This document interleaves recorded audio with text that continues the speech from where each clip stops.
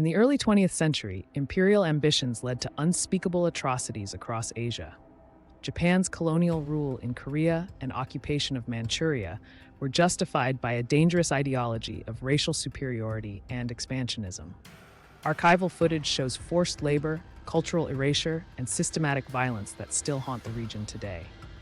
This historical trauma reminds us how quickly imperial dreams can turn into nightmares for millions. Today's far-right movements are reviving imperial nostalgia through coded language and symbolic gestures.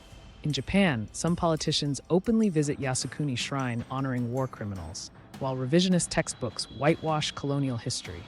Across Europe and America, similar groups champion exclusionary policies under banners of restoring national greatness. Political scientist Dr. Lee warns, this isn't just about the past, it's a blueprint for future domination. The implementation of these ideologies follows a predictable pattern. First comes historical revisionism, then attacks on minority rights, followed by suppression of dissent.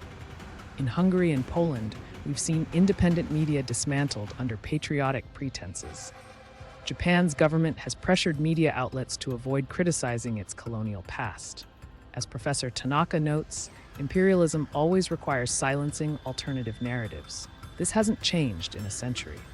Survivors' testimonies reveal imperialism's human cost. Korean comfort women describe systematic sexual slavery, while Chinese survivors recount the horrors of Unit 731's biological experiments. Their stories share haunting similarities with recent accounts from Ukraine and Myanmar. As historian Dr. Park explains, the tactics are identical. Dehumanization precedes exploitation. Today's rhetoric about inferior cultures should trigger our collective memory. Across Asia, grassroots movements are challenging historical amnesia. Korean and Chinese NGOs collaborate on memorial projects, while Japanese citizens fund independent history education. The lesson is clear: when civil society safeguards truth, imperial fantasies lose power.